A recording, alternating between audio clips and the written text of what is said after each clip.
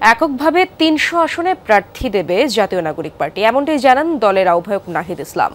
রাজধানীর শাহবাগে Saeed convention centre সংবাদ সম্মেলনে নাহিদ বলেন, আসনের জন্য কারোর সাথে কোনো সমঝোতা করা হবে না। দেশের রাজনৈতিক দলগুলো আসন্ন নির্বাচনকে ভাগবাটোয়ারার নির্বাচনে পরিণত করতে চাচ্ছে বলেও দাবি করেন তিনি।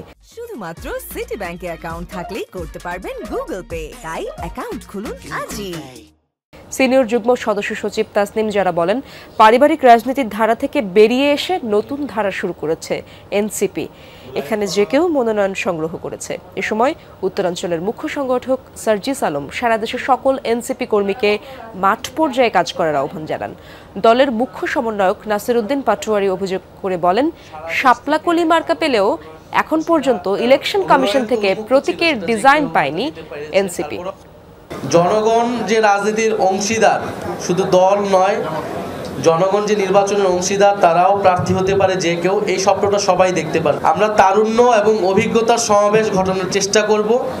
একদিকে যেমন আমাদের তরুণ তুর্কিরা থাকবে এই প্রার্থী তালিকায়, যারা গণ অভ্যুত্থান থেকে শুরু করে পরবর্তী সময়ে জাতীয় নাগরিক পার্টি এবং বাংলাদেশকে বিভিন্ন আন্দোলনে নেতৃত্ব দিয়েছে।